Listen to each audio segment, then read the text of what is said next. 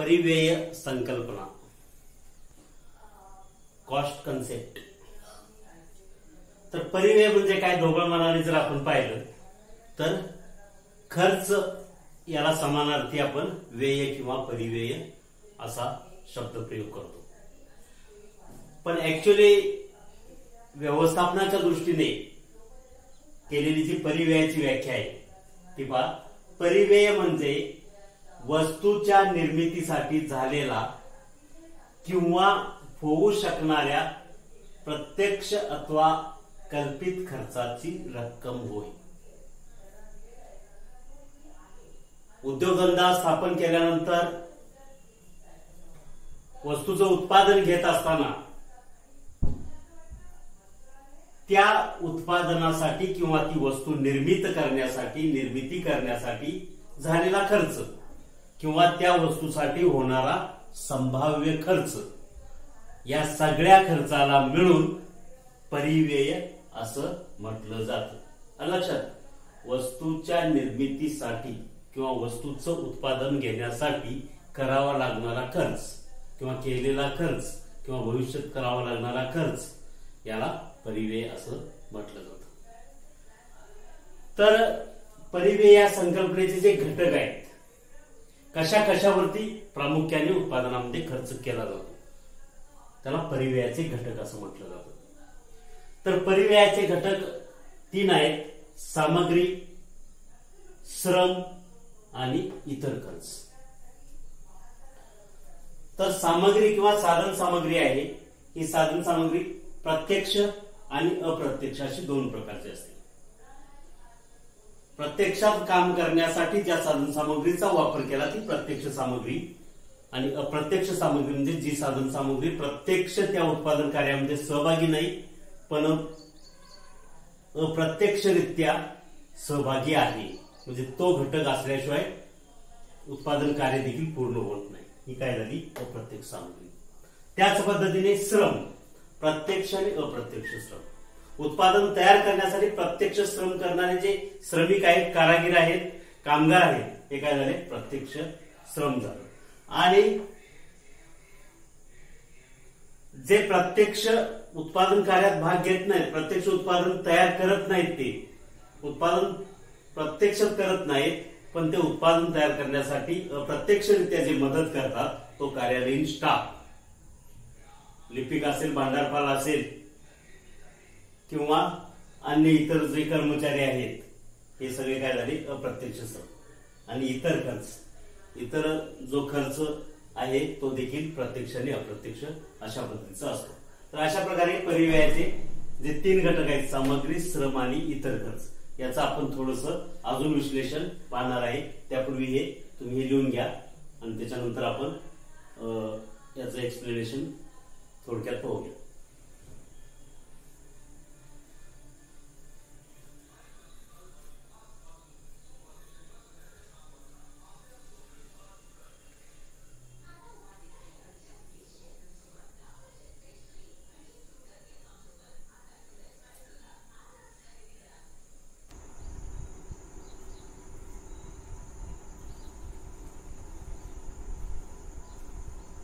तर परिव्ययाचे घटक जे आहेत, सामग्री, श्रम आणि इतर खर्च, याचं एक्सप्लेनेशन आपण आता पाहूया. तर सामग्री किंवा ज्याला आपण साधन सामग्री असं म्हणतो, मटेरियल, व एखादी वस्तू तयार करण्यासाठी जी साधन सामग्री किंवा जो कच्चा माल वापरला जातो याला काय म्हणतात, सामग्री असं म्हटलं जातं. तर ही सामग्री उत्पादन तयार करत असताना 2 प्रकारची आपल्याला वापरावी लागते. एक असतं प्रत्यक्ष सामग्री आणि दुसरी असते अप्रत्यक्ष सामग्री. तर प्रत्यक्ष सामग्री म्हणजे काय, की वस्तू निर्मितीसाठी प्रत्यक्षपणे वापरण्यात येणारी सामग्री. एखाद्या वस्तूचं जर उत्पादन घ्यायचे तर प्रत्यक्षरित्या जी साधन सामग्री किंवा कच्चा माल जो वापरला जातो त्याच्याशिवाय ते उत्पादन तयारच होऊ शकत नाही, त्याला प्रत्यक्ष सामग्री असं म्हणतात. उदाहरणार्थ साखर निर्मिती उद्योग असेल किंवा साखर कारखाना तयार करायचे, तर साखर कारखान्यासाठी, साखर तयार करण्यासाठी महत्वाचा भाग काय आहे, ऊस. जर ऊस असेल तरच साखर तयार होईल, बरोबर आहे. तर ऊस हे काय झालं, प्रत्यक्ष सामग्री झाला. जर ऊसच नाही आणि साखर तयार करायचं म्हटलं साखर तयार होईल का? बाकी सगळे घटक आहे पण ऊस नाही, साखर होईल का तयार? होणार नाही. म्हणजे साखर निर्मिती उद्योगामध्ये ऊस ही काय झाली? प्रत्यक्ष सामग्री झाली. आलं लक्षात? ऊस ही प्रत्यक्ष सामग्री असेल तरच तो आपण उद्योग तयार करू शकतो किंवा ते उत्पादन आपण साखरेचं घेऊ शकतो. सगळे इतर सगळं आहे, तुमचं कारखाना मोठा आहे, सगळे घटक आहे, मशिनरी आहे, कामगार आहेत, सगळं आहे, पण ऊसच नाही. होईल का तयार उत्पादन? होणार नाही. म्हणजेच काय, प्रत्यक्ष ऊस जोपर्यंत तिथे येत नाही तोपर्यंत उत्पादन होऊ शकत नाही. म्हणजेच ऊस ही काय झाली? प्रत्यक्ष सामग्री. तसंच कापड उद्योगाचं आहे. कापडासाठी कापूस असणं गरजेचं आहे तरच कापड तयार होईल. एखादं टेबल तयार करायचा कारखाना आहे किंवा फर्निचर तयार करायचा, लाकडी वस्तू तयार करायचा कारखाना आहे, खुर्च्या लाकडी तयार करायचे, लाकडी टेबल तयार करायचे, त्या ठिकाणी लाकूड हे काय झालं? प्रत्यक्ष सामग्री झाली. जोपर्यंत लाकूड पाहिजे तसं येत नाही तोपर्यंत टेबल त्या ठिकाणी तयार होणार नाही, खुर्ची तयार होणार नाही. तर अशा प्रकारे प्रत्यक्ष सामग्री म्हणजे प्रत्यक्ष जे त्या उत्पादन कार्यासाठी आवश्यक असलेली जी सामग्री आहे की जो कच्चा माल आहे त्याला प्रत्यक्ष सामग्री असं म्हटलं जातं. लक्षात? आता प्रत्यक्ष सामग्री आहे, फक्त प्रत्यक्ष सामग्री असलं की पूर्ण उत्पादन होतं का? तर नाही. त्याच्या बरोबरीला किंवा त्याच्या जोडीला अप्रत्यक्ष सामग्रीची देखील गरज असते. उदाहरणार्थ उत्पादित वस्तूचा भाग नसलेली, प्रत्यक्ष उत्पादित वस्तू ती भाग नाहीये, दिसत नाही आपल्याला, ती वस्तू उत्पादनामध्ये वापरलेली आहे परंतु त्या वस्तूची गरज असते म्हणून त्याला अप्रत्यक्ष सामग्री असं म्हटलं जातं. उदाहरणार्थ वेगवेगळ्या प्रकारच्या तुम्ही मशिनरी बनवल्या, विजेवर चालणाऱ्या मशिनरी बनवल्या तर त्याच्यासाठी इंधन गरजेचं आहे, वीज गरजेची आहे, फिरणारे त्याच्यामध्ये भाग असतील तर त्याच्यामध्ये ऑइल गरजेचं आहे, ग्रीस गरजेचं आहे. तर हे जे सगळं आहे याला अप्रत्यक्ष सामग्री असं म्हटलं जातं. हे भाग दिसून येत नाहीत, ही जी सामग्री आहे ही दिसून येत नाही पण अतिशय गरजेची आहे. म्हणजेच जसं प्रत्यक्ष सामग्री गरजेची आहे तशी अप्रत्यक्ष सामग्री देखील गरजेची असते, पण तिला महत्व थोडं प्रत्यक्ष सामग्रीपेक्षा कमी असतं कारण ती प्रत्यक्ष उत्पादन तयार करत असताना ती सामग्री वापरली जात नाही परंतु ती उत्पादनाचा एक भाग असते. दुसरा घटक महत्वाचा आहे श्रम.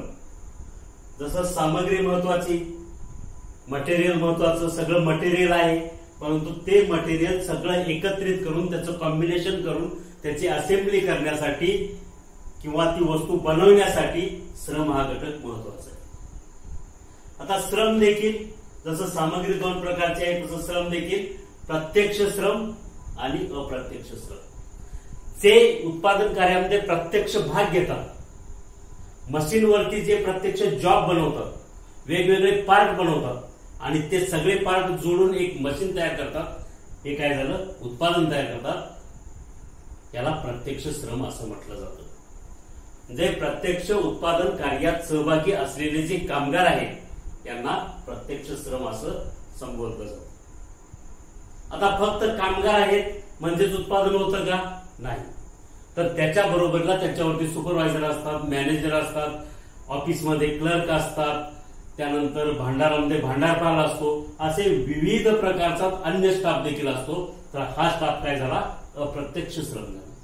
अप्रत्यक्ष कार्य करणारा हा मोठा अजून एक वर्ग आहे म्हणून हे झाले काय? श्रमच आहे, श्रमिकच आहेत पण यांना अप्रत्यक्ष श्रम म्हणतात. यांना अप्रत्यक्ष आपण का म्हणतो की एक प्रत्यक्ष वस्तू बनवत नाही पण जी वस्तू तयार होणार आहे त्या वस्तूवर देखरेख ठेवण्याचं काम, त्या वस्तूसाठी साधन सामुग्री पुरवण्याचं काम, त्या वस्तूला बाजारपेठ देण्याचं काम तयार झाल्यानंतर हा सगळा स्टाफ करत असतो. म्हणून काय झाला? हा अप्रत्यक्ष श्रम झाले, लेबर. त्यानंतर तिसरा घटक आहे इतर खर्च किंवा व्यय, अदर एक्सपेन्सेस असं त्याला म्हटलं जातं. खर्च किंवा त्याला व्यय, एक्सपेन्सेस असं म्हटलं जातं. तर इतर खर्च देखील दोन प्रकारचे आहेत, ते देखील प्रत्यक्ष खर्च आणि अप्रत्यक्ष खर्च. तर उत्पादनासाठी विशेष रूपाने करावा लागणारा आणि उत्पादित वस्तूवर आकारता येणारा जो खर्च आहे त्याला प्रत्यक्ष खर्च किंवा प्रत्यक्ष व्यय असं म्हटलं जातं. तर हा इतर खर्च कोणता आहे? उत्पादनासाठी विशेष रूपाने करावा लागणार। उदाहरणार्थ आपण असं गृहीत धरू की साबण तयार करण्याचा एक कारखाना आहे, लक्षात साबण तयार करतो आपण, तर तो साबण तयार झाल्यानंतर त्याच्यावरती काय असतं, एक आकर्षक वेष्टन असतं की नाही, आकर्षक एक वेष्टन असतं, पॅकिंग असतं। तर हे जे वेष्टन आहे त्या वेष्टनावरती ती वस्तू आकर्षक दिसावी, एखाद्या त्याच्यावरती हिरोईनचं चित्र किंवा फोटो लावलेला असतो, त्या वेष्टनावरती एखाद्या हिरोईनचा फोटो असतो, ते प्रोडक्ट जे आहे ते दिसायला आकर्षक दिसतं, चांगलं दिसतं, सुंदर दिसतं। तर हे जे वेस्टर्न आहे त्याच्यावरती, त्या वेस्टर्नवरती त्या कंपनीचं नाव असतं, चित्र असतं, परत किंमत असते, त्यानंतर त्याची कधीपर्यंत उत्पादित तारीख असते, एक्सपायरी डेट, हे सगळे त्याच्यावरती मजकूर असतो, कंपनीचा पत्ता वगैरे, उत्पादित वस्तू कुठं झाली। तर हे जे वेस्टर्न आहे, पॅकिंग जे आहे, हे कशामध्ये येईल की प्रत्यक्ष खर्च, की ह्या पॅकिंगसाठी आलेला खर्च जो आहे तो देखील वस्तूच्या उत्पादनामध्ये आकारला जातो। तर हाच काय झाला, प्रत्यक्ष व्यय म्हणतो, म्हणजे त्या उत्पादनाचाच तो एक भाग झाला, उत्पादन कार्यामध्येच तो समाविष्ट झाला, पण इतर खर्च म्हणून त्याला गणलं गेलं। पण इतर खर्च तो कसा आहे, प्रत्यक्ष खर्च आहे, इतर खर्च आहे पण तो प्रत्यक्ष खर्च आहे। आणि इतर खर्चामध्ये पुन्हा अप्रत्यक्ष खर्च पण असतो, त्याला ओव्हरहेड किंवा अधिव्यय असं म्हटलं जातं। या ठिकाणी देखील अप्रत्यक्ष खर्च, या ठिकाणी जर तुम्ही पाहिला प्रत्यक्ष खर्च हा उत्पादन कार्यामध्ये सहभागी झालेला खर्च आहे, उत्पादन कार्याशी संबंधित असलेला खर्च आहे, कारण ते वेस्टर्न जे आहे, पॅकिंग जे आहे ते त्या उत्पादनावरती आले आणि त्या उत्पादनाबरोबर तसंच त्याच्या सहज ते विकणार आहे आपण, म्हणून तो प्रत्यक्ष खर्च झाला। आता अप्रत्यक्ष खर्च काय आहे, कार्यालयीन खर्च, कंपनीचं जे कार्यालय असेल, ऑफिस असेल, त्याच्यामध्ये वेगवेगळे प्रकारचे पत्र व्यवहार असतील किंवा अन्य कोणते व्यवहार असतील, यासाठी आपल्याला स्टेशनरची गरज असते, कॉम्प्युटरची गरज असते, टायपिंग मशीन असेल, या सगळ्या वस्तूंची गरज असते। त्याचबरोबर वस्तू तयार झाल्यानंतर त्याची विक्री व्यवस्था करायची असते, तर त्या विक्री व्यवस्थेसाठी वेगवेगळ्या प्रकारे जाहिरात करावी लागते, हँडबिल छापावे लागतात, टीव्हीवरती जाहिरात द्यावी लागते किंवा वर्तमानपत्रामध्ये जाहिरात द्यावी लागते। तर ह्याच्यावरती येणारा खर्च हा सगळा अप्रत्यक्ष खर्च आहे, वस्तूसाठी अप्रत्यक्ष खर्च आहे, किंवा वितरणासाठी आलेला खर्च। त्याचबरोबर वस्तू बाजारपेठेत नेण्या अगोदर बाजारपेठ सर्वेक्षण करावं लागतं, याच्यासाठी देखील मार्केट सर्वेसाठी प्रतिनिधी द्यावा लागतात, रिप्रेझेंटेटिव्ह, त्यांच्यावरती केलेला हा सगळा खर्च आहे अप्रत्यक्ष खर्च। तर अशा प्रकारे परिव्ययाचे हे मुख्य 3 घटक आहेत, सामग्री, श्रम आणि इतर खर्च। प्रत्यक्ष सामग्री, अप्रत्यक्ष सामग्री, प्रत्यक्ष श्रम, अप्रत्यक्ष श्रम आणि प्रत्यक्ष खर्च आणि अप्रत्यक्ष खर्च, अशा प्रकारे हे परिव्ययाचे घटक आहेत। तर हे परीक्षेच्या दृष्टीने देखील फार महत्वाचं आहे। परीक्षेला हा प्रश्न याच्यावरती एक निश्चित येतो, परिव्यय म्हणजे काय आणि परिव्ययाचे घटक लिहा किंवा परिव्ययाचे घटक स्पष्ट करा। तर त्यावेळी तुम्हाला हे परिव्ययाचे 3 घटक आणि त्याचे 2-2 जे उपप्रकार आहेत प्रत्येक घटकाचे, प्रत्यक्ष आणि अप्रत्यक्ष। परिव्ययाचे मुख्य 3 घटक आहेत, सामग्री, श्रम आणि इतर खर्च, आणि त्याचे परत प्रत्यक्ष सामग्री, अप्रत्यक्ष सामग्री, प्रत्यक्ष श्रम, अप्रत्यक्ष श्रम आणि प्रत्यक्ष खर्च आणि अप्रत्यक्ष खर्च, अशा पद्धतीने ते 2-2 प्रकार। तर अशा पद्धतीने तुम्ही लिहिलं तर या ठिकाणी तुम्हाला 3 पैकी 3 मार्क्स मिळू शकतात, एवढं लिहिलं लक्षात। तर परीक्षा दृष्टीने देखील महत्वाचं आहे, लक्षात ठेवा, लिहून घ्या सगळ्यांनी।